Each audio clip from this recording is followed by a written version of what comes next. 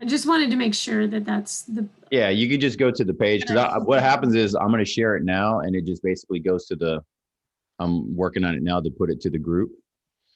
You just share it in the group, and you just go to the group page. I'm creating it now, and you should be able to. Sometimes trouble finding live events on Facebook. Has always been a thing for me though, because I'm not Kevin, where it's like easy for me. I am not Kevin. Kevin. You know, all you have to do is text me, buddy, and I'll help you. You know what? I didn't even think about texting you going, dude, can you fix my phone problem? I just thought it was like, I felt like a little kid trying to fix it out. My assistant was like, Gabe, what's your problem?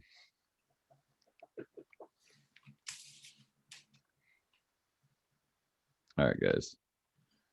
Here we go. Here we go. All right, Elijah. Yeah, we're just gonna talk about stuff that you and Cal just talked about. Let's just share the moment we get going. I'll say, hey man, you just introduce yourself type deal, because I'm totally cool with that. And then just share about all the stuff you do. I'll ask about as far as like, hold on, let me add you guys as people. Will we have them share themselves first before we get into it? Yep, they go in. I do typical intro. And they talk. I get to talk to Kevin, what's happening in the market. Becky, what's happening in the market.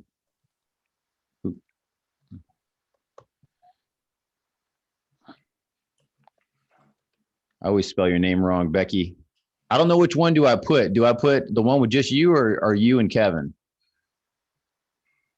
The one what? As far as you, I have two of you. I have two Beckys on Facebook. Oh, the one with me and Kevin. Okay. Hey, Luis. Hey. So Right on time. Right on time. Because we know, we will boot you. Yes. If you're not fast enough. No, I'm messing. How y'all doing? Doing good. Good, man. How you doing? Great. Good. Making it through. All right, cool. All right, guys, I'm going to go live.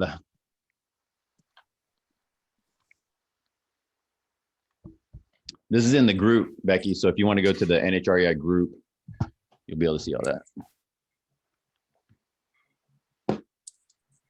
So I don't want to go to the event link. I just want to. You can go to that also, but it's in the group now. I'm looking at it. Cool. It's in the group. There you go.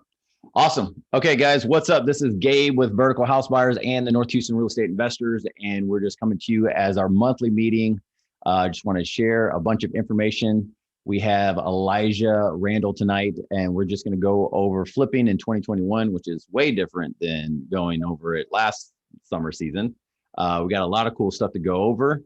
And if you are looking at getting into real estate investing, or you've done it for a while, and you just want some good tips and whatnot and flipping houses, this is the guy you want to talk to, because this is the guy who has the crews that are out there doing it for many people, and does them themselves also. So this would be good information for you guys today.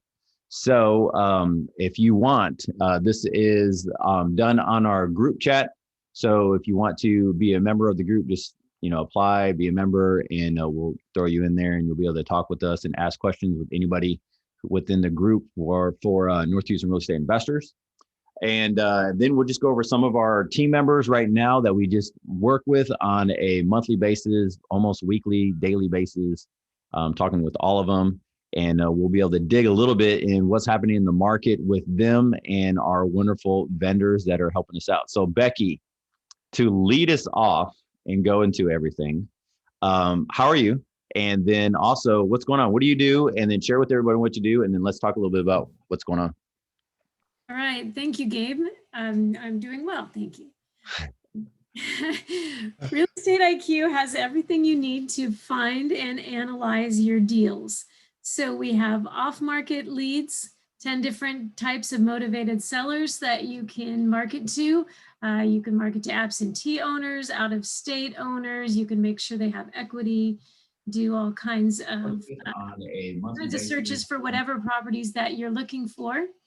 And then we also give you access to the data from the MLS. We pull it into our system and make it super fast and easy for you to run comps.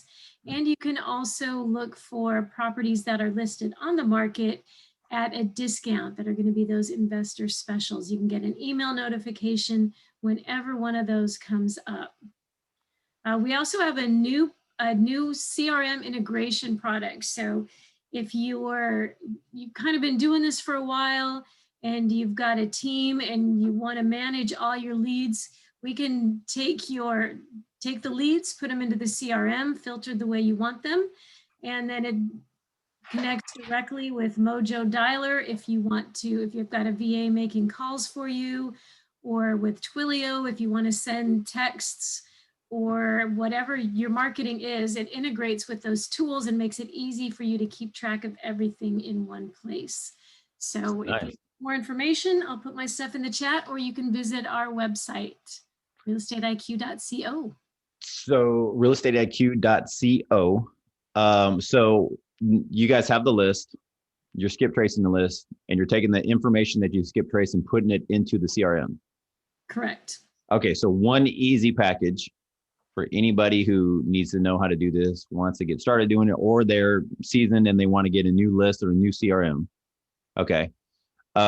On that CRM, you guys, what else comes with the CRM? Are you guys like doing phone calls out of there, or what else comes out of that CRM? Or is that just the harnessing and you send emails out of there, or what? We just put the data in there and you can market however you like. So it integrates with whatever marketing tool you want to use. Okay, cool. Game on. As far as foreclosures, I know Cal's going to want to ask this one. What's happening? Well, I thought Harris County was finally going to have another auction. They didn't cancel it until Friday before. Wow. Okay. So by last Thursday, I was ready to go, and then they canceled it. So who knows what's going to happen in Harris County with those. The other auction, most of the other counties are still having them because they're outside and they're much smaller. But the number of foreclosures hasn't started to skyrocket yet, but I'm guessing it's going to happen. Same with evictions. They postponed the moratorium on evictions until June. Are you talking to anyone? Do you know anyone who's saying like, hey, why this is happening like the day before or the Friday before? Or they're just it's just kind of what they're doing to keep everybody engaged? I'd like to know, but Harris County is a really hard place to get to talk to people who will give answers. Okay. Well, guys, like I said, if you need to get information on lists and want to know and be up to date, go ahead and get a hold of Becky. Becky, what's your number again? We're going to put it in the chat also. Hey, my number is 832-559-2282. Or you can email me, Becky@realestateiq.co. Game on. All right. So next, Kevin, what's the word, man? So what do you guys do? Let's share a little bit about what you guys do and how you partner with a lot of investors on other stuff also. So you guys got a lot moving. Yeah, I'm with Real Property Management Preferred. We're part of one of the largest national chains of property management companies, but we are independently operated and owned by Sean and Joni Wolfswinkle. They have been in the business for over 10 years. Unlike your guest for tonight on the flipping, we actually, where investors come in when they want to buy and hold something and they don't want to manage the property themselves. And at the same time, what you were referring to, Gabe, Sean and Joni also own Texas Turnkey Properties, which is an investment company to where we buy lots and then build new builds on the lots and then turn around and sell them to our database for management. And along with that, if there's not anything that we have in inventory that's available, we can also help you find something because we work with real estate agents all over the city of Houston We pay the highest referral fees for property management opportunities, higher than any other company in the city. We've, we can help you with, if you need to get into real estate investing and you don't know where to start, we can do that too. So we have relationships with all the lenders, with you, with hard money lenders, with title companies, you name it. So whatever you need, we can, you can come in as a seasoned investor and we can work with you, or you can come in and not know anything at all. We can also work with you as well that way too. So lots. So you guys, I know Sean buys lots and you guys do new builds for, and now is that for you guys and your group, or is that you guys are doing new builds and stuff and then you're using them for other investors that want to buy those properties that just completely redone property? They look good, and they're brand new properties, right? For rentals. Yeah. They're not redone properties. They're brand new builds. Okay. And they can be sold to the public, but we don't ever have to get that far with them, because we send out an email to the database that we have one available and it's gone within 2 days. Wow. And we have a database of over 5,000 investors. So a lot of our investors wait for us to send things down the pike. And then, it's like I in partnership with Sean, bought a property in Baytown that we're flipping. And it's not even done yet, but we already sold it. Game on. So, because he just sent it to the database of investors that he's been doing business with and working with for so many years, and they just snap them up. So if the market was a lot softer, maybe be a little bit different. But right now, if something comes available and you want a property, jump on it, because it's not going to be there tomorrow. Yeah, that's really good. So guys, that's really key. So this is talking from a guy who does a lot of property management from all over the place, all over Houston, New Mexico. So they know a good idea. So this is one of the things that I talk about with people is that, hey, whenever you want to get into real estate investing, and I just was coaching someone earlier today and running comps with them and showing them how to do basically flip properties, and saying, hey, look, you want to get not just me. I mean, I'm happy to help out people, and I'm buying houses and I'll help you buy a house and flip a house.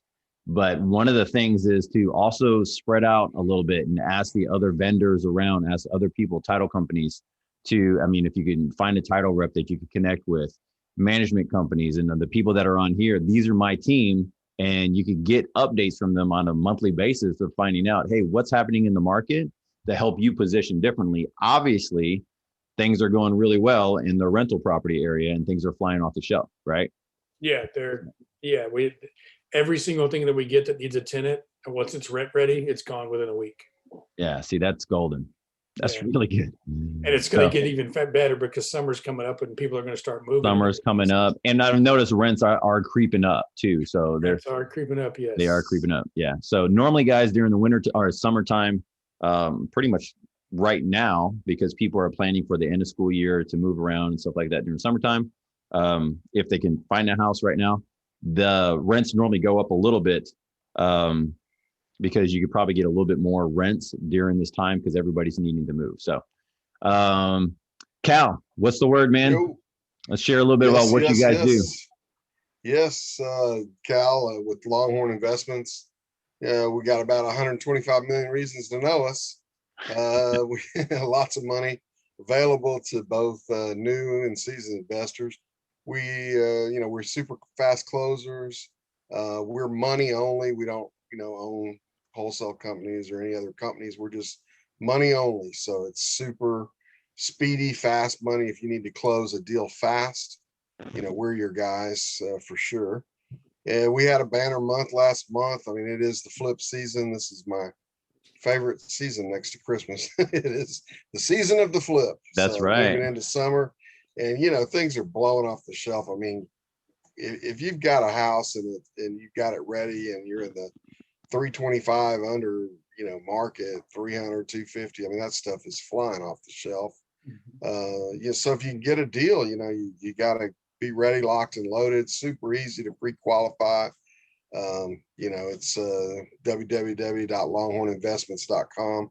Pick Cal in Houston, and takes about 8 minutes to go through that. Get pre-qualified, just be locked and loaded. We'll give you a proof of funds letter. Go out there and paper up some deals and get some deals going, make some money. We're doing it. I'm an investor myself. Between me and my older son, we have over 120 doors. So we're in this game, have been in this game for some time. So we got an investor hat as well as a money hat. We have a lot of experience in converting hard money loans to long-term. We use partners to do that, whether that's a government-backed solution for you wage earners out there. You want to get your government-backed rentals in, you can do 9 of those plus your primary. Or if you want 100 homes, we can get you there too. We've got all types of different financing, small regional banks, Wall Street money. I mean, it's really good right now. I mean, it's crazy because during COVID, all of the long-term money really just shut off, literally like a water faucet. And you could not refinance anything other than government-backed loans. And then it came back with a vengeance. They found out that, we know something down here in the street, and single family is a great investment to get behind. And so Wall Street came back with a vengeance. So now there's great money to flip, come to Longhorn, get pre-qualified. You want to do long-term holds, there is a bundle of money out there, and we keep on top of that stuff. We're just going to use the best money that's available for the long term. So that's really it. I can't encourage new people enough to just get pre-qualified, get that proof of funds letter. Even if you didn't use the money, you can utilize that with your sellers for leverage, them knowing that you could close a property in 3 to 4 days. So Right. I encourage it. I really encourage to get pre-qualified. And my direct number, and I actually answer the phone pretty much all the time, or text me 281-923-9141. Game on. Guys, like his information is also in the chat. So if you want to click on the chat to this video, you'll be able to check a look at it and get pre-qualified. It's just cool to do. It's easy to do. It's important to do. So that way you can go acquire properties quickly. I think it's one of the things that scare people the most is putting the money to work, and so that's one of the things to be taking a look at. And again, the market's going really well. So you wanted to be able to jump on things quickly. So Luis, what's up, man? What's going on? You're muted right now. There you go. Get you unmuted. Hey, Gabe. Hey, everybody. This is Luis, your friendly neighborhood insurance man. One of the biggest independent brokers in the Texas area,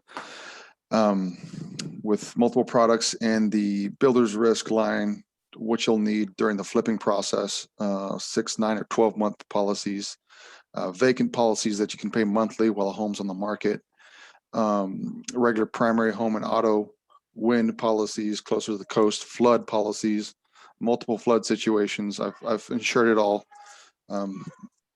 sub 2, you name it, I've done it. I've insured it. I have product for it. And you got rentals also. You do rental regular rentals, a ton of options on the rental side. Yes, he does.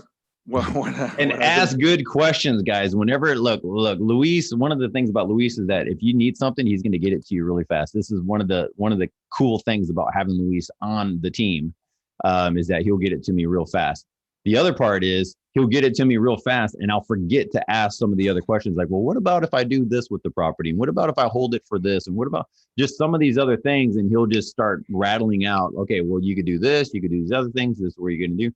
And it helps you out to understand, because you need to know where your money's going and how your protection is on those properties. So it's really important. And he's also in a place where he can help you out explaining some of the policies of saying, hey, this is where the coverage at. You could get a little bit more, but this is what you would want to do. So just to be a little more money efficient, I can take you the plan depending on your project. I mean, people do different things. So just run me through the entire project and I'll tell you the best plan of action. That is the way to be go. More cash efficient for yourself.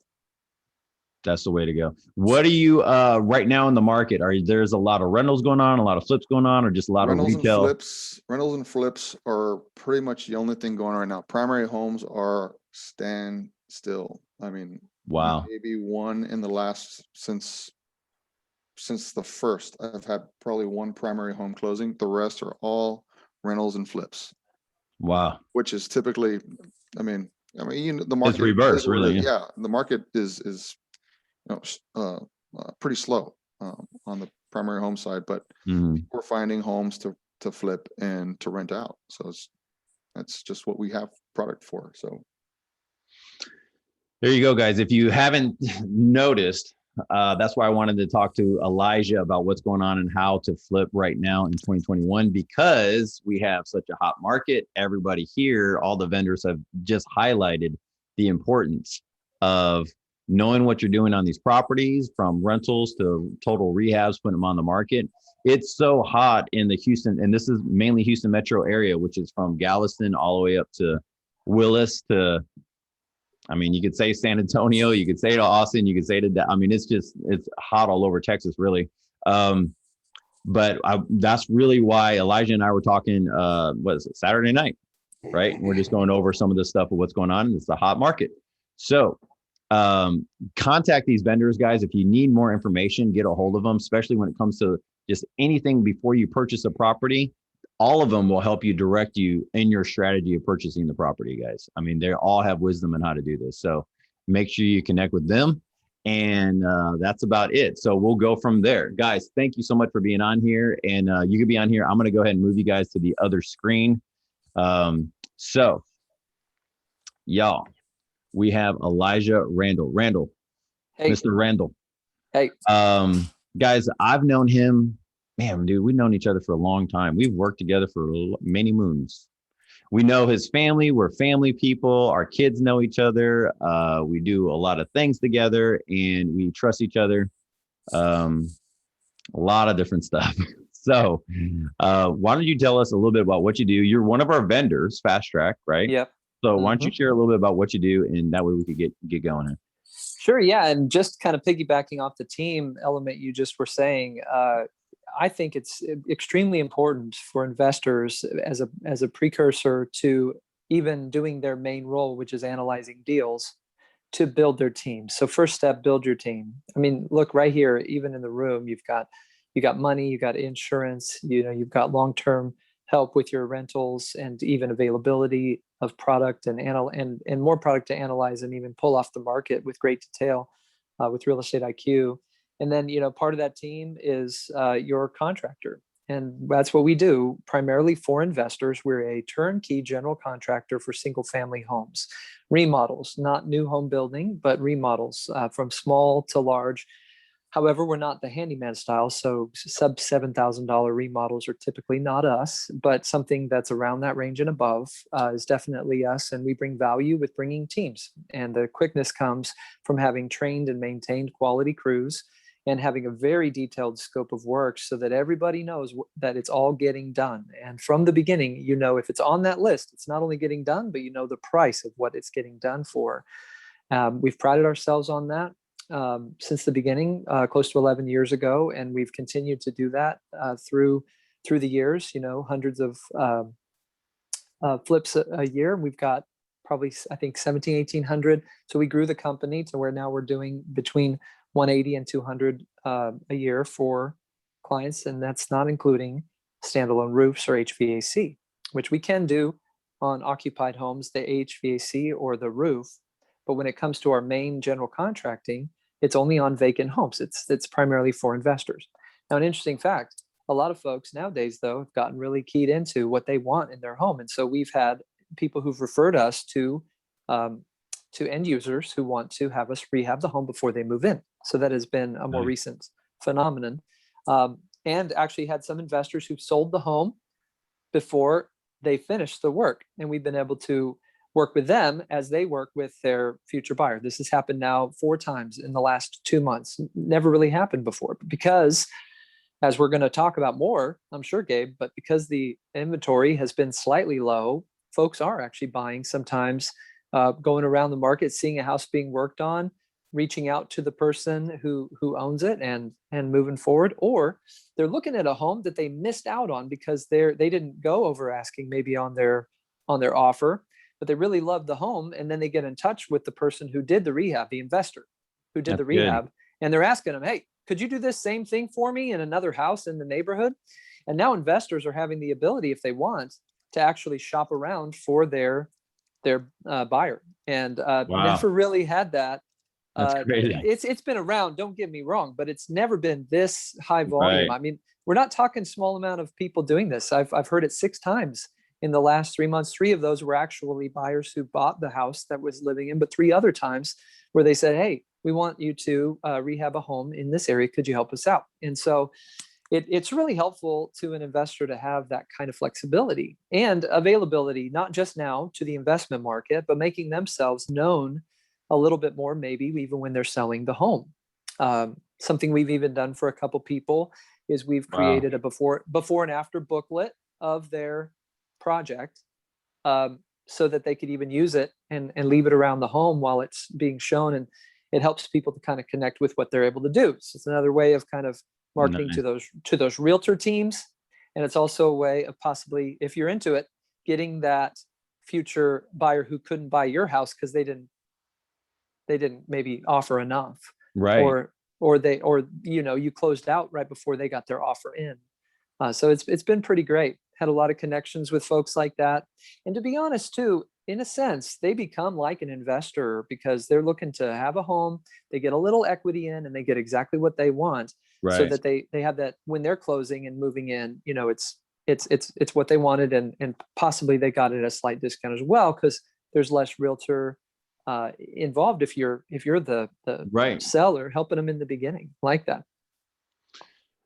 So let's back up a second, because you said something I didn't know. So you guys, how many, just to kind of let everybody know, how many properties do you estimate you guys have done over the course of you've been doing this for a while, man. So how many properties are you guessing? Yeah, no, I think it's over 1,700 we've finished so far. And Wow. that's just coming on, line more and more, obviously, each month. Right. But because we have 11 crews that we're working full time. And and based on that too, because some projects are just starting with the permitting phase or beginning phase, and some are just finishing, with the final cleaning and appliances. So we probably got 15 homes we're working on at a time. We've got a really great team, pretty seamless. We've got two estimators that go out and help you with the detail work and the idea generation to help try to hit your budget. And then we have 2 project managers that help you to make sure that you're finishing the jobs. Every single team has a foreman on the team as well. And once they kind of get involved, they're there on your job until it finishes. And then we have the office staff that's able to help you for those standalones I mentioned, as well as the easy interactions of payment and so forth. So it's great. It's great to be on a team like this. And mentioning teams, it's good that everybody here has a great team, even behind their company. I think it's important that people know that there's a strength in, you don't have to know everything to get involved in this industry. Right. What was I going to say? Yeah, guys, I've used them for roofing. You guys do roofing, and that was actually pretty easy to do. It wasn't that hard to do. We do them on houses and stuff. So you just call them up, they go out there, they do a quote, desktop or whatever, however way you guys Eagle do it. View, yeah. Is it Eagle View? Yeah. So you guys did Eagle View and then put it out there and put a roof on, and the only difference of doing it yourself or doing it with your own people, like for instance, me and our crews, is you're just scheduling it out differently. If you have Fast Track do it, they just throw it into their schedule, and you're kind of you just kind of go along for the ride.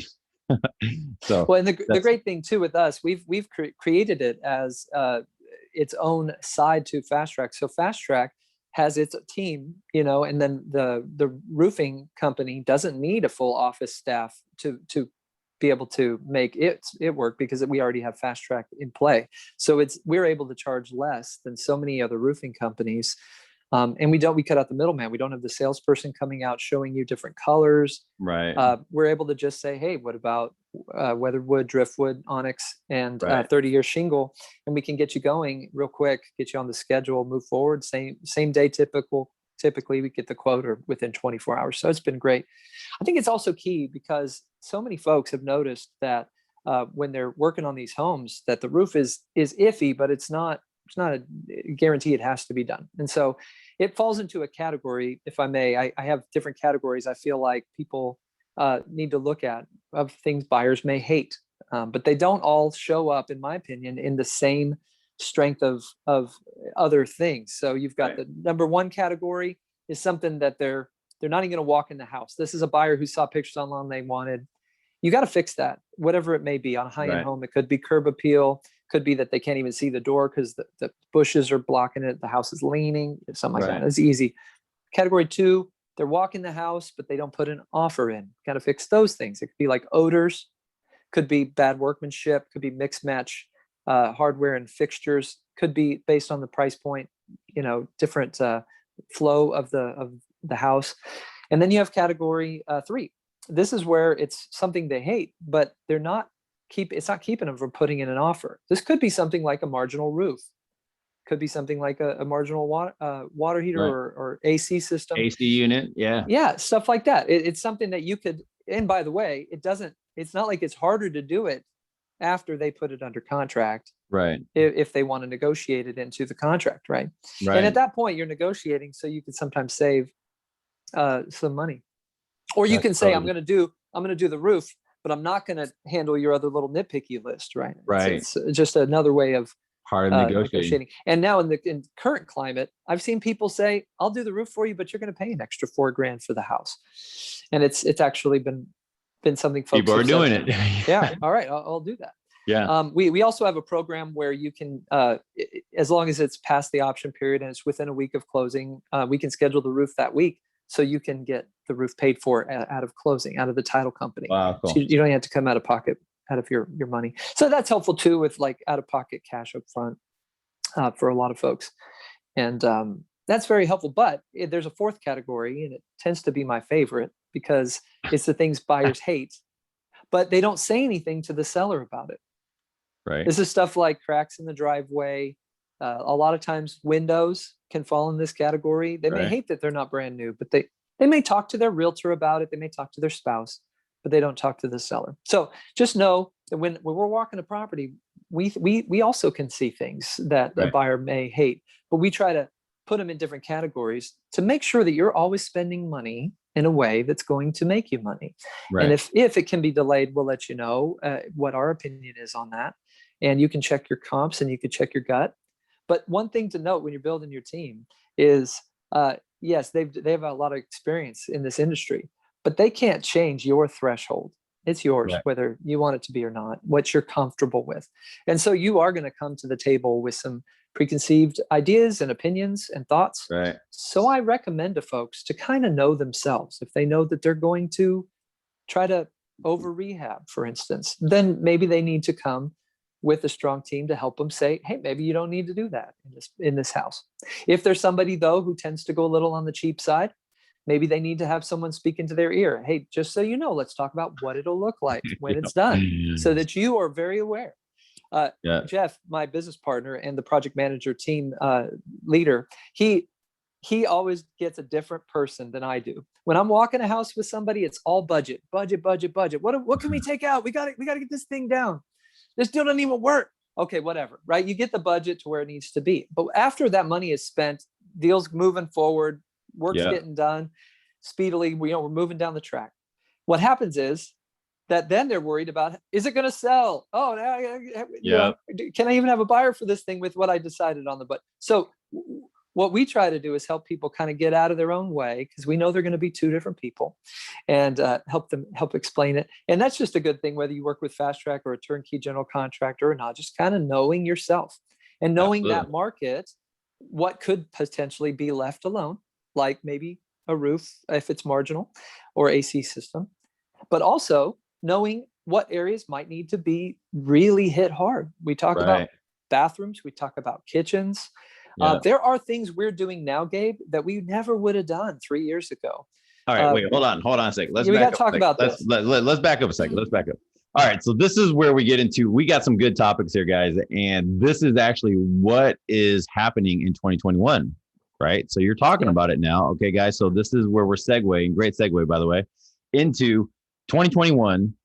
All right, this is a different market completely, something you're about to hit, all right?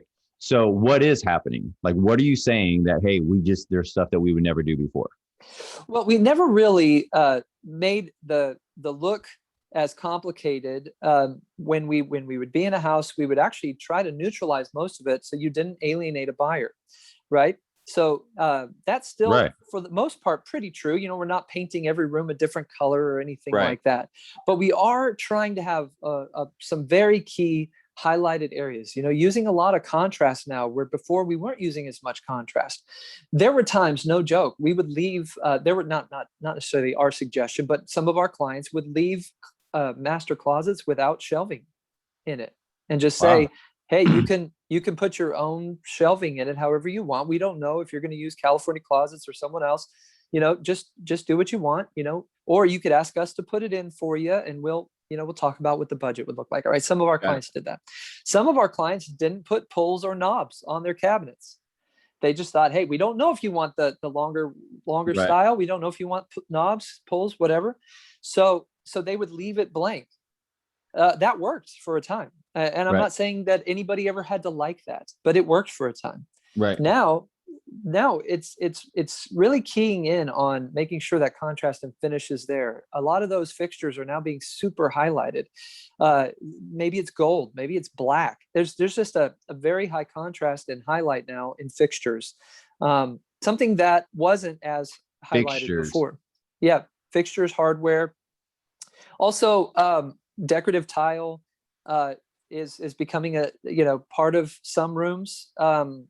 Having a darker grout in certain areas so that it contrasts a bit more. Very, very popular right now.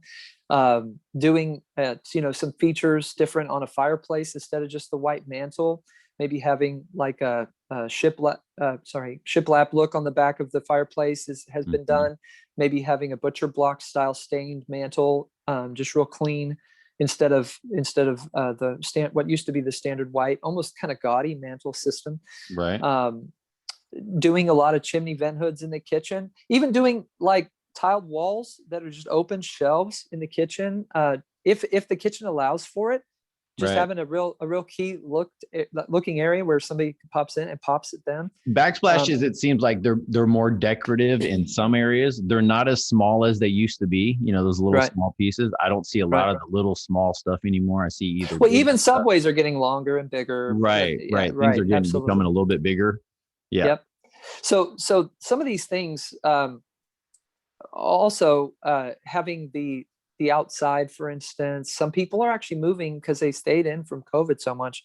They're moving from a place that had a small yard to a place that has a little bit bigger yard feature. And so backyard landscaping has actually come into play a little bit more than it used to. Wow. Used to just be, maintenance only. And I'm not saying just clean. I'm not saying you can't do that now. It depends on the price point, all right? Because these houses are selling fairly quickly, but in an area where you might have the benefit of having a higher ARV, you might be doing a little bit more just in the back. So people look, hey, that's that area. I've got somebody right now that's looking at completely converting their home around so that it faces their bigger part of their lot.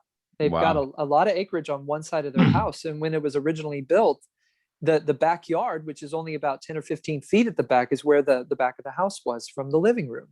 Wow. Okay. Well, now they're relocating their kitchen. They're relocating their living room. They're changing it around so that they could have their living room now face, so to speak, the back of it face the biggest part of their acreage. So it just goes right out to where everybody's playing outside. It's a really fun concept that yards are becoming more in, with families being home. I've noticed that too. Families being home. And the thing is, like, if your neighborhood allows it, just keep in mind that it doesn't take much. Oh, okay. I was about to say the screen just went out. It doesn't take much to go grab, those fireplace rings, a bunch of stone that you grab from Lowe's or Home Depot or wherever they grab them from. Go grab some of those, put those in the backyard, and now you have a fire pit in the backyard. Yeah. Just subtle things like that. Definitely those outdoor lighting.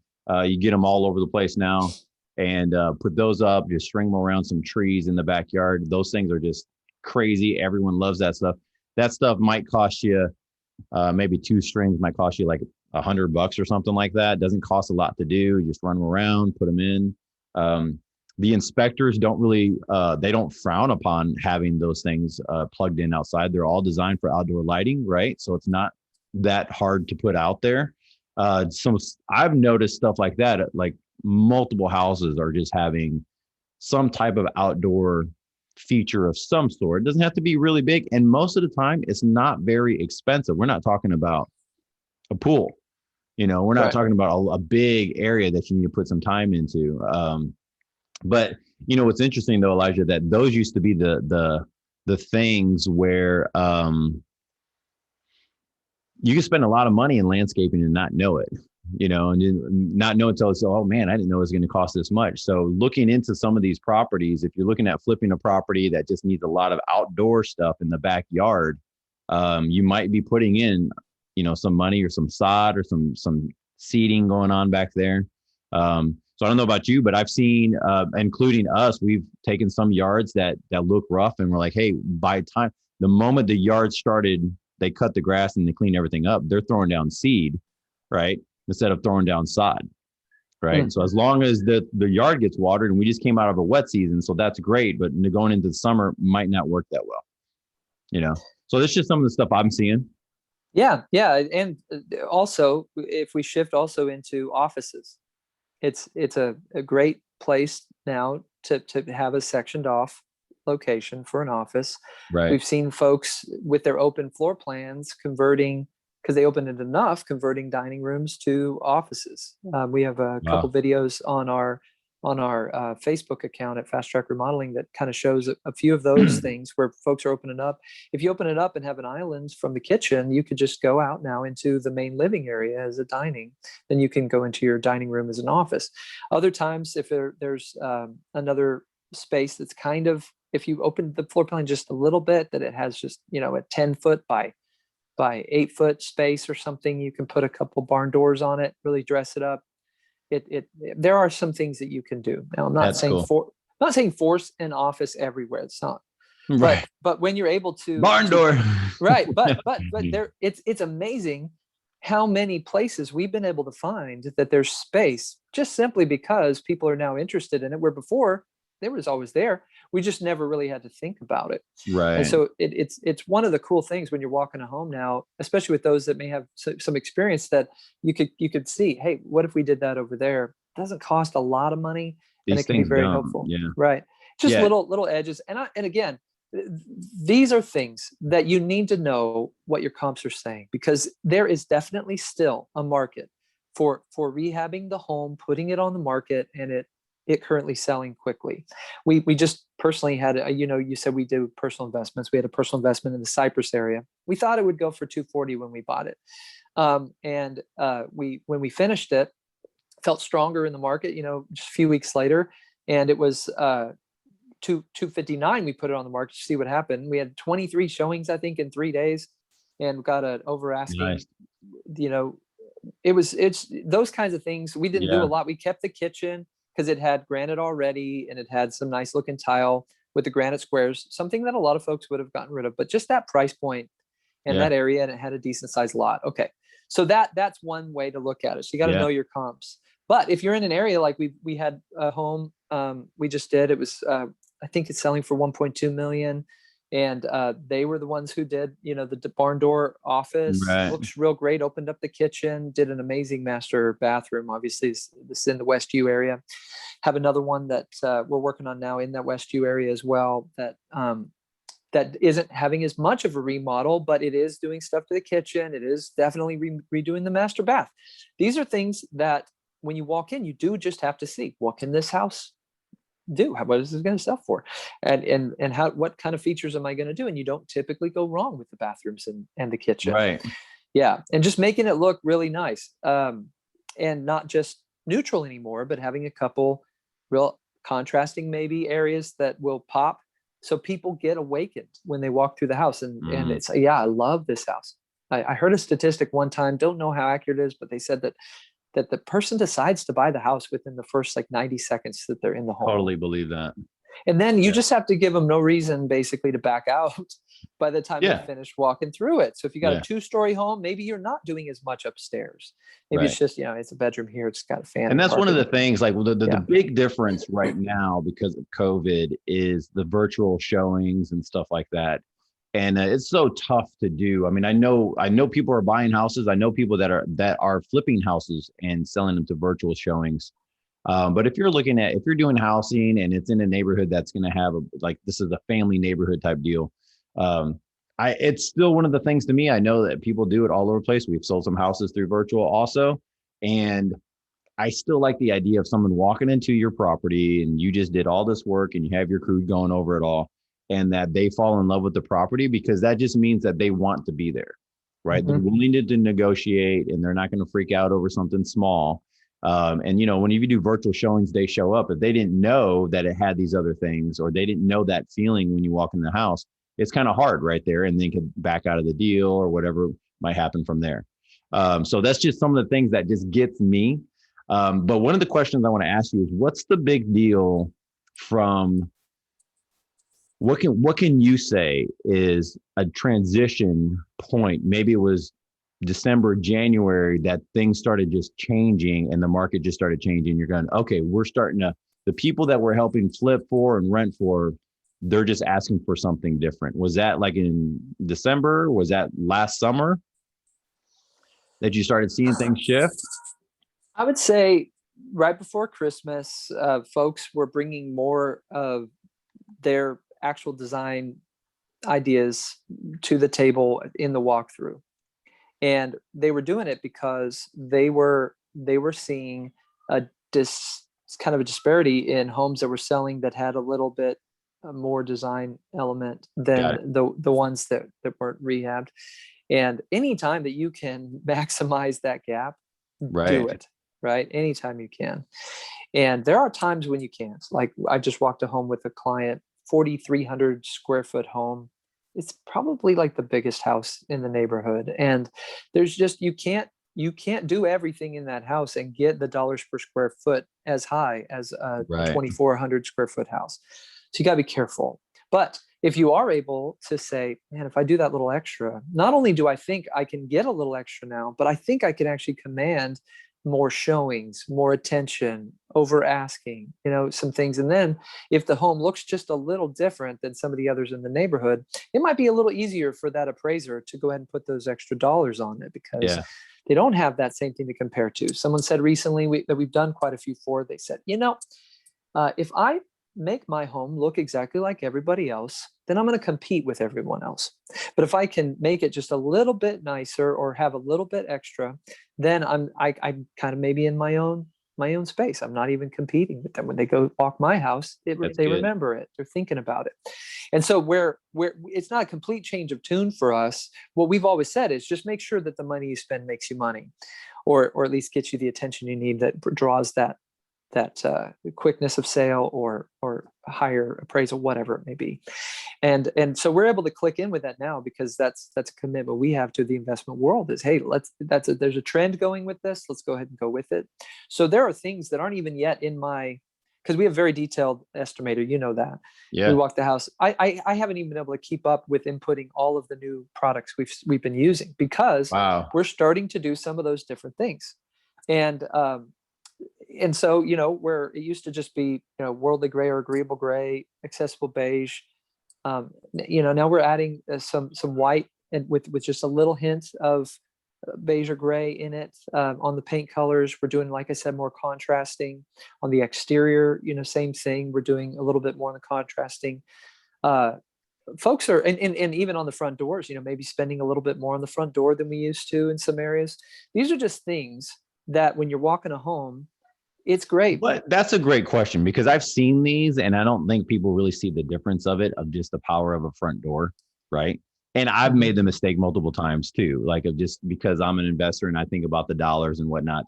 But what do you think the difference from, hey, look, we need a front door replaced, the half moon type front door deal that you could get, whatever, you know, compared to maybe something that's a little bit better, maybe a full light door or something like that? Are we talking about $150? Are we talking about $300? Okay, so I won't just say the door cost. Okay, I'll say like the full turnkey with the Pro Pack, you know, exterior trim, interior trim, installation, everything that we do, right? So that arch window one you're talking about is probably like $390. Okay. Installed, but then you go with the full light, or oval 3/4 light, something like that might be $500. Okay. Something nice, but when you're going with like the different style wood door with the five lights, those little rectangles, pretty popular. You know, I mean, you can pay in over $1,000 for that door. Oh wow! And you get installed. So, you know, some of the doors with real nice kits and everything, I mean, they're getting close to $2,000. I'm not saying you have to spend that money, but if you find yourself luckily in a deal where your percentage on the return is higher because the ARV is higher, it might be nice to just spend a little bit of that there and get the really nice front look picture. And like you said, with virtual showings, it really does pop. We've always been able to pop with the doors by painting them maybe like a red or a blue or black, something like that. Yeah, than just a standard white, or maybe staining it, a special color. These are things that can be done, and it can definitely dress up a place. Paint goes a long way on a house in general, and a good paint job, just making sure everything's tight. I walked a house the other day. They ended up renting it out because they couldn't sell it, and it just was the workmanship. When I walked in, it was going to be a potential comp to what we were doing. It was hard to even say it was a comp because the workmanship was so bad. The outside paint job wasn't even done. I mean, there was just open areas everywhere, even at the entry. So those kinds of things can really set your job apart. And I think it's important to note. That's really good. Okay, cool. So we're talking about things that pop, guys. And so one of the things he mentions is the front door, deco strips. Deco strips in the laundry room. If you have a laundry room, deco strips on the flooring, right? So it's flooring, laundry rooms, different. I'm seeing paisley flooring, stuff like that. Yeah, we're doing that right now in 2 different homes. We've got a decorative flooring just for the laundry room. We're also seeing some cubbies being built with the butcher block tops, benches, with cubbies underneath. We're seeing some of that even in the master closets. The primary, you've got these cubbies now that can really dress up that closet. So it's not just shelving oriented, but you got just a few extra things that really make people like it. We're doing some walk-in pantry styles now, Gabe, where we've got the front with a cabinet style. You open it up, you walk in, but it looks like a cabinet from the outside. It's kind of nice when you can do something. It's not always possible, but it's nice when you can do something like that. Just drive a little extra. Right. Yeah. And right now, the way the market is, guys, in the Houston metro area, that driving a little extra, actually, it gets you there. And I like what you said about doing the appraisal, right? And it's like, okay, the big thing now that I'm hearing from everybody is, hey, if you get this price, and we could go into a little bit of that, will this appraise? Right. Well, I'm not really sure that's going to appraise. And I look, leave that up to the appraiser and what's going on. And I like what you said is like, hey, if you have the same house as this one, and you're at, you got 300 and everybody else is at 290, then what are some of the things you could do that the appraisal comes in and goes, okay, I can see in this market, I can see that this house appraises for 300. And most of this stuff, the return on it is ridiculous. You're talking about the tile flooring in the laundry room still has to be done. There still has to be something in the laundry room, right? You're having a little something extra, right? And literally you're talking about the tile changes, right? Chimney vent hood is a nice upgrade. Right. That's a great upgrade. That you still need a vent hood. Now they do cost a little bit more. And I know you might have to cut out a couple cabinet stuff there, but those are the things that people look at and go, I rather not have the cabinet space.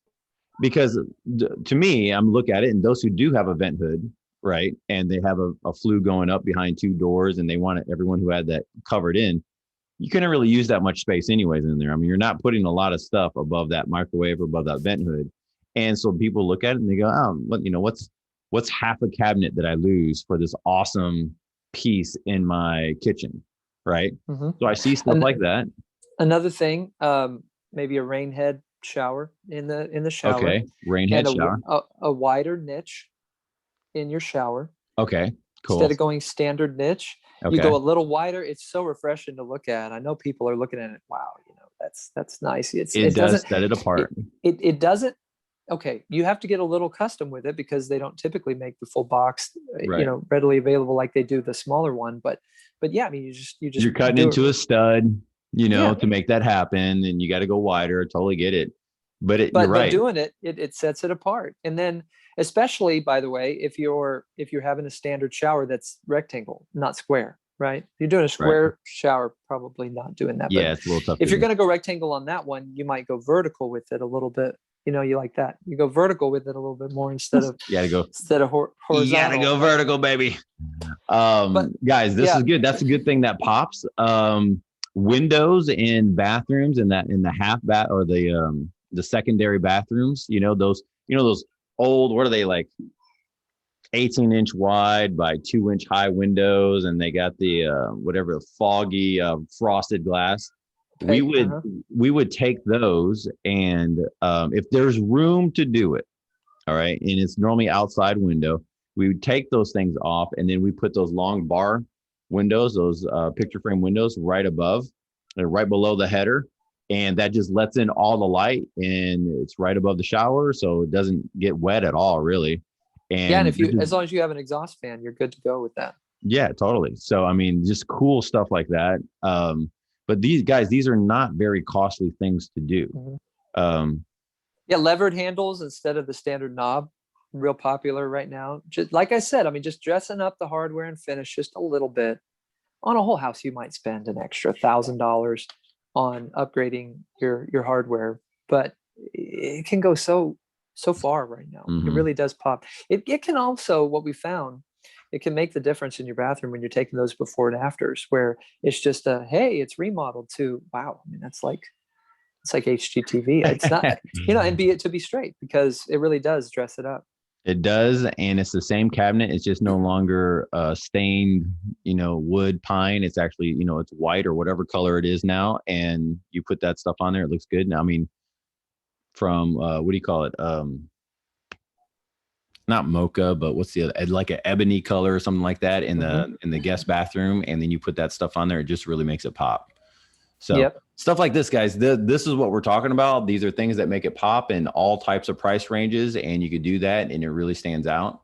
And by the way, I mean, there's instead of doing the old style laminate, or even instead of doing the engineered glue down, folks are using vinyl plank, luxury vinyl plank, to really, really good degree. It's the click-in style vinyl, very durable. There are varying styles and price point, but there are so many options there right now that you can get the colors that you need to get the contrast that you want, so that you can really help it pop. And folks are not shying away from luxury vinyl anymore. People are getting the name. It used to be, oh, that's cheaper. It's not anymore. Nobody thinks that anymore. In fact, they're thinking more durable now for when they're moving their furniture. And now they waterproof reality. The way we call it, so rigid core is kind of like the way that you kind of go about saying, oh, well, it's rigid core, it's a little bit more durable and stuff. Yeah. As far as the colors you're doing for flooring, so people can know, because I was looking at one earlier today. Actually, someone was showing me their flip, and they were sharing. They're like, "Wow, this one I tested it out. I went a little darker on the flooring than what I normally go through." Dark flooring used to be in the whole way. Is it still good on most of the ones you're doing, where you're talking about dark wood, vinyl plank type stuff? We're not doing dark much at all anymore on the flooring, unless we're really trying to, like in a bathroom, doing like a dark tile that contrasts maybe with some white subways with darker grout or something, just to, like I said, with the contrast, and maybe some hexagons in that big niche that I mentioned. Right. But we're not doing a lot of dark. People can do it. It's not like it looks bad, but a lot of blondes are actually going right now with a little gray in it. Light gray, still very popular, because you can contrast the light gray really well. Right. Light gray would look, click in. But yes, no question, there are ebbs and flows with some of this stuff. So if you go a little darker on the flooring and then you stay lighter with your other decor, that's another form of contrasting. Right. It's the same idea. And it can look really good, especially if you go the ash style, a little bit darker on the wood, where it looks more weathered, but it's not just like a dark brown. I think that's real valuable. I also think, depending on the price point of the home, if it's a little bit more traditional style, you can still do the real warm wood look, and it can be great. It's not that we never do that. It's just that right now there's an interesting phenomenon with homes, and some of the style being a little bit more modern, and just like you said, making a couple areas that pop. People really are appreciating it. What do you think about as far as whenever it comes to negotiating? Let's kind of go back to that. We were talking about it a little bit, but I wanted to make sure we touched on these other things before we went there. So in the negotiating process of basically on the selling side of the property, because buying these properties, guys, and doing the flipping and doing all that stuff, that's really a whole nother issue, right? That we could go over and a whole nother topic. And I'd love to talk. If you have any questions, guys, just message me on Messenger. This is mainly on Facebook right now. Or if you have anything, you get a hold of me, get a hold of contact with our assistant. We'll be able to help you out. Get a hold of Elijah if you're looking at flipping some houses and you need to do them. On the negotiating on the back end side, and what I like about Fast Track is they actually help people go through that process also. Like they're calling you and going, hey, look, this is what came up on the inspection report, right? So on that backside, one of the things that I do just in general is that I'm okay with not fixing every single thing on the list, because I know through just experience that you don't want to do that, because you're going to over flip the house. Totally. You're going to go over budget. And there's just some stuff that's negotiable. Like you said, the roofing, maybe the AC unit, maybe some of these other things that are out there. So if you can help out people a little bit on that part, when you're seeing these inspection reports come back, you do the full flip and you're like, man, this house is completely done. I can't believe they picked this stuff out. What are you helping them go through? Yeah, so still a lot of our customers get inspections done before they get the home. That's still happening quite a bit. And when that happens, let me kind of dispel any sort of thoughts like, I don't want to have that done because I've got to disclose it. The truth is a new buyer is going to get one whether you want them to or not. Right. So even if you had to disclose it, they're probably not even going to receive it from you unless you're telling them, hey, this is what I did on the inspection report. Right. And the things I didn't do, and you're pointing it all out. But most of them aren't even going to trust that your inspector was going to do what their inspector is going to do. So getting it done is just for your benefit, to get the little nitpicky things that even when the client and I are walking, we're not spending 6 hours there. Like sometimes, 3 hours, like an inspector might do, but we are, what we're focusing on is what needs to get done. Not always just the things that are out of code or, Right. Our stuff's typically more. So what I'll say is that if you have that done and you spend that money, I think it can go really far, especially now when you're getting multiple offers. You can use that to your advantage now. It's like, hey, we did do this stuff that was on the inspection report. I'm going to show you so that you're less likely now to back out of it. And now I don't have to worry about who I'm buying from, or will you look at it? So we're big on getting inspection reports done up front. But if you don't, or if you have another inspection that comes back, I think it's true. You just have to decide, what are the things you're willing to work on? Right. Do you want to give them money? Do you want to fix it yourself?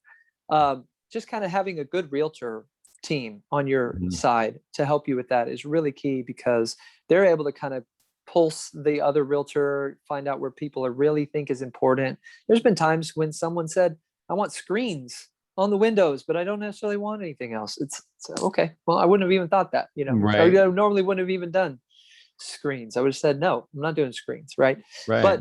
But most people, they want to know that their house is safe. So I would say, here's the keys. Make sure that your electric stuff is done. Even to the point of, if your electric box is not labeled, get that done.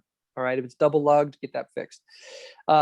That's just more important. As an investor, maybe you know better, but the common buyer is going to want their house safe. Another thing would be anything with plumbing. So we actually are big proponents of changing out all your shutoff valves, pretty much no matter what that you're doing, so that everything is fine for the inspector, and everyone knows that it's new.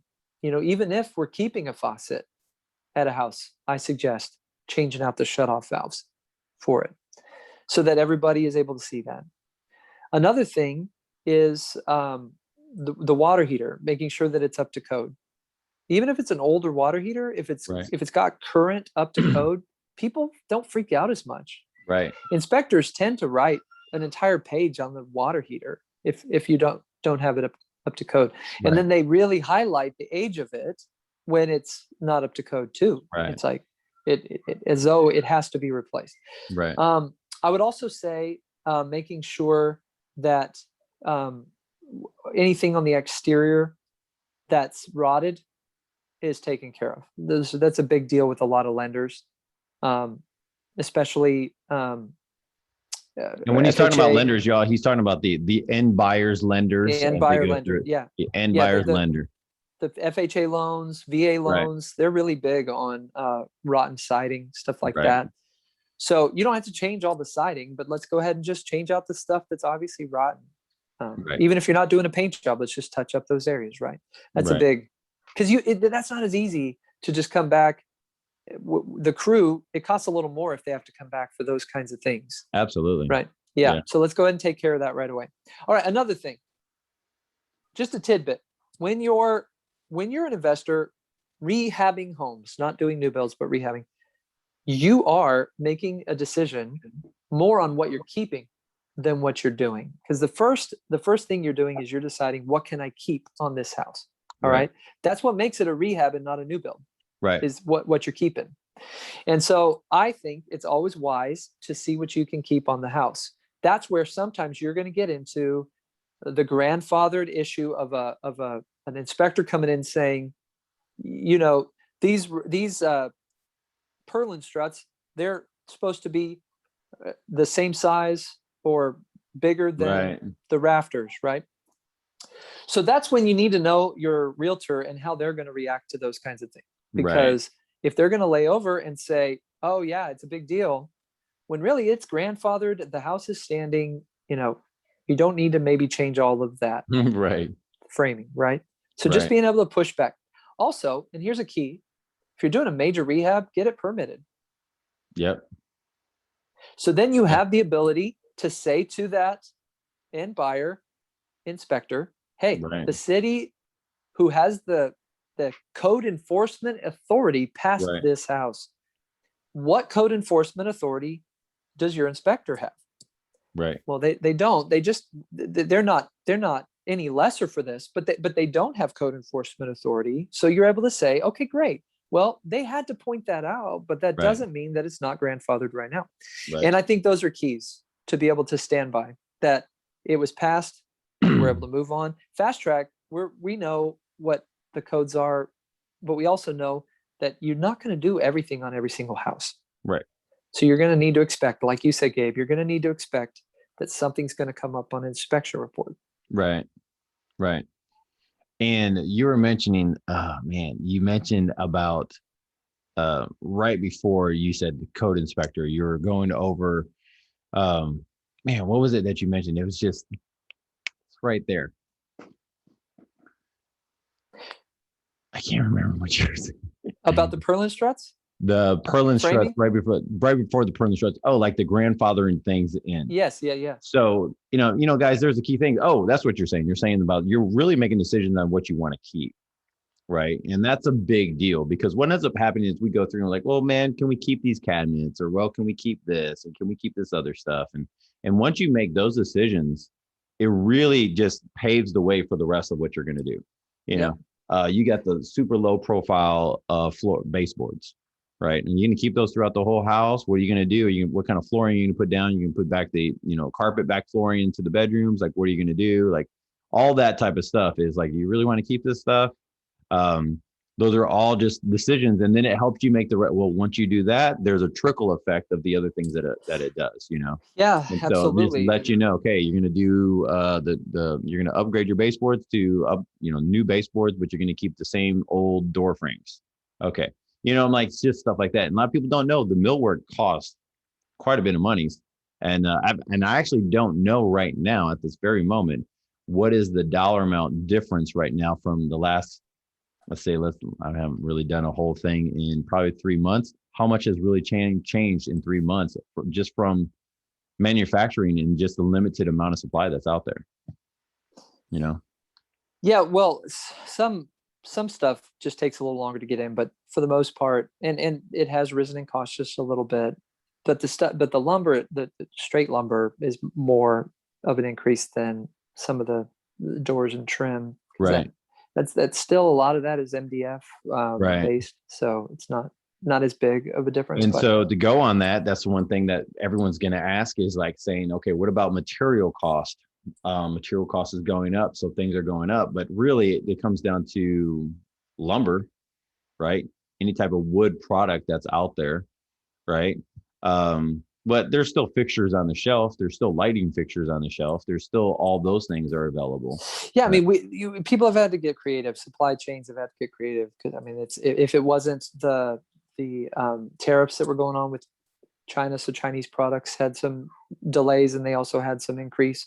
If it wasn't that, then it was supply, for what was going on just in general when Fires. when property or production was shut down during COVID from time to time. So then there was some supply issues.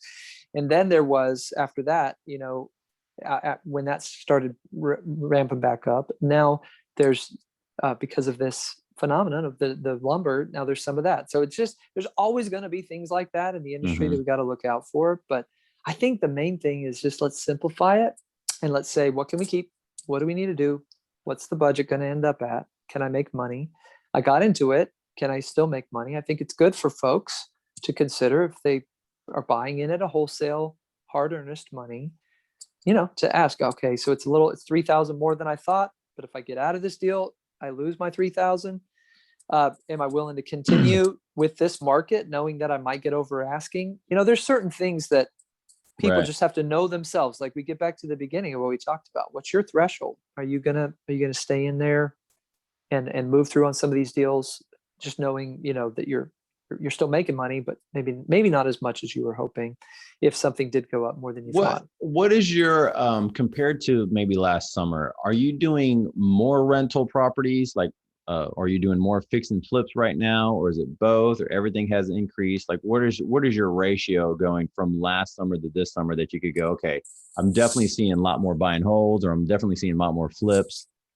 I'm seeing more flips, more big, high amount of work being done flips. I mean, right now, because of the pipe break issue, we're seeing a lot of rentals come back around where tenants, the pipes broke, right? Right.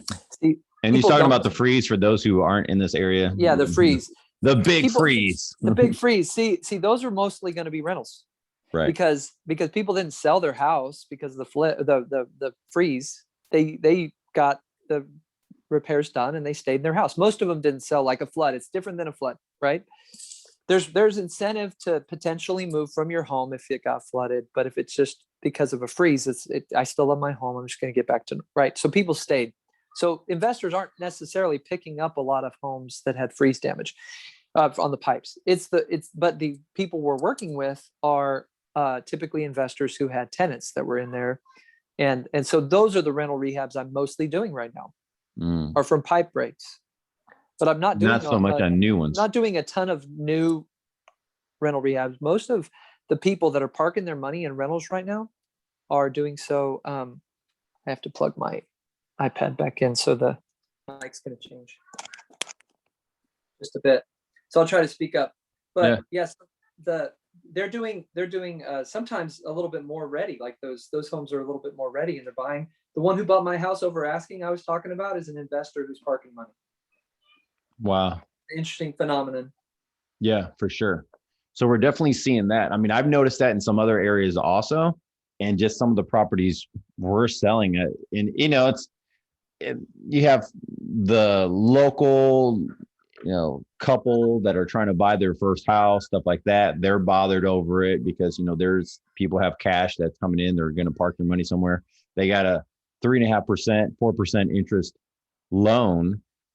This investor, and they're going to come in and they're going to just put their money, they're going to put 50 grand down on a property, and they're just like, okay, cool. And I got this awesome loan and I'm gonna hold on to this property, and so low interest rates. It's way different than what I would say even 2 years ago, 3 years ago, where everyone would be looking at, hey, what's the ratio? What's the 1% ratio? Now they're getting less than 1% ratio. They just need to have somewhere to put their money. Then it comes up to the fact of, well, I'm willing to put 20% down on a property. I'm willing to put 25% down. And so the buyer has definitely changed our market for sure. Not just the end buyer, homestead type of buyer, right? There's this whole nother person, avatar, you call it, that's coming in and going, you know what? I want to buy. I mean, these are homes that I'm thinking, these are flip houses. These aren't even make ready. You're getting it ready for somebody to be a landlord. These are like flip houses, good neighborhoods, and someone's coming in and buying them. It's like you said, the one that you have, some of the ones that we have, I'm like, whoa, because you see the contracts come through, right? And I'm just kind of surprised on some of the stuff that's come through. But that's our market now, guys. So if you know, the kind of go through, I want to make sure I perform on the stuff we're talking about. Flipping in 2021 looks like. This is the way I look at it. And correct me if I'm wrong, Elijah, how you go into it. And that's why I like Elijah, because when he goes into a property, he helps you understand the vision if you have only done a few flips, right? For us, the vision is, who's the buyer for the property? Is it a good deal? Yes. That's what I'm doing. This is my job. And a lot of people know. I mean, even the people that we sell the properties to, our job is to sell at a profit, right? That's the job, right? And so you acquire it and now you get a good deal, but you got to really be looking at is who's that end buyer of this property. And guys, this is really key and really important. We have just made a decision, just talking on this, of the end buyer has now changed from, husband and wife or a single person, coming in, want to buy and develop a new family. And that's what they're looking at doing. And that's your end buyer to, they just need somewhere to park money. This is wild if you really look at it. But for forever, like we've always looked at the end strategy as who's the person that would buy the property like this. And we tailor it to it. Like we have a two bedroom, two bath. We know a person that's going to buy a 2-bedroom, 2-bath, 2-bedroom, 1.5 bath. We know the people that would buy a typical. So we don't go and put stuff in it that would be something for, Absolutely right. a small family that's growing up, like that's, we can already start looking at, okay, this is the same thing as when you look at doing a townhome. You're looking at doing townhomes a little differently than whenever you do a standalone home, right? And so, yeah, it does matter in per area that you're in. This is why I'm saying this is like, I get jazzed up over this, Elijah, because I'm just like, if we could just grab the idea of every house has a buyer, right? And you got to know who are you shooting for in this, right? And we used to, like you said, you used to do last year and years before is like, let's just go for the masses. Let's totally go for the masses. Now we know there's plenty of masses. There's plenty of that going on. Now let's bring that in a little bit, because almost you become too bland, right? Well, right. I mean, you will get a buyer because it's ready to move in, but will you get the energy? Right. And now folks are excited right now to get that house that's a little bit nicer than the home they're living in now. They're moving up. I've got somebody who said, I sold, I had cash in this house. I sold it over asking. It allowed me to buy the house I really wanted. I could even pay over asking for it. Right. And then now with the money that I made on this home, I'm able to, if I want you to put this down, my payment's going to be about the same when it's all said and done, because my interest rate's going to be better now than it was before. Anyway, all this stuff that's being talked about, it's a very intriguing market. Now, yes, granted, Becky brought it up, we haven't seen some of the foreclosures hit yet exactly. We haven't seen some of the deferments hit exactly yet. Don't know all of what that's going to do personally, but I do know that in this current phase that we're in, there are buyers from all angles like you're talking about. And when you can hit the keys that people are looking for, because they're looking for a home to get out of where they are. Right. And if they're thinking about refinancing their home right now and they've got that going, let's just think about this for a second. Refinancing their home, knowing that the market is quick to sell, it's easy for them to transition from a refinance of their house to purchasing a new home and selling theirs. It's an easier transition now than it ever has been before, because things are selling quicker. I've never heard so many of my clients telling me that they've sold within a day. I haven't had it so many times. We've had it as like a highlight that people say, we sell so much quicker. We really appreciate it. Fast track may be a little bit more expensive, but we really appreciate it because we sell these homes faster and they get done faster. We've heard that a lot. But I mean, I'm talking like people who said like hours, like it's been on the market just like 3 hours. We got over asking, we took it.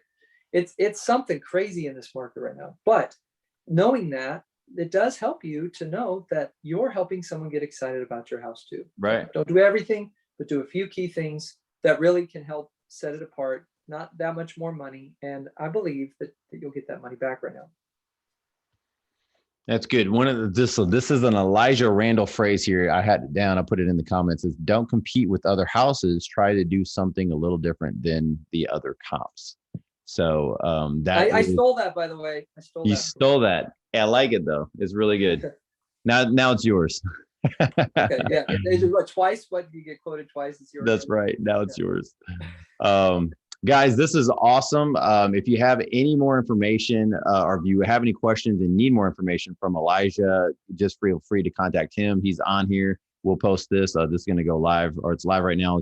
It'll go on our group chat. fasttrackremodeling.com. There you go. fasttrackremodeling.com. And like I said, these guys know exactly what they're talking about. They'll be able to help you through. Now you know what's happening in 2021 as far as the marketplace goes. Yes, if you're looking at buying houses, it's going to be tough. It's going to be competitive for you to buy and flip houses. Elijah's probably hearing it from every person that they run across. Analyze more deals. Yeah. Put in offers. You just got to look at more deals. I know people that have different strategies for picking up properties, but the reality is you probably are on different chats right now, and there's properties and there's deals in there. You just might need to negotiate them. Just don't take them at face value. It might be they could come off that price a little bit and they need to move it. So do it that way. If you want to use social media, there's definitely a lot of groups out there. Absolutely. Oh, and get with people like Cal, Cal, he said he could close quick. If you have the ability to have a proof of funds and you can close quick, you might be able to negotiate a little better if you've been proven to be able to do that. That's a good point. Yeah. Yeah, and that's kind of the deal, is like negotiate better if you have the cash and the means to do it quickly, because that's really what matters, especially the wholesalers that you're going to follow through.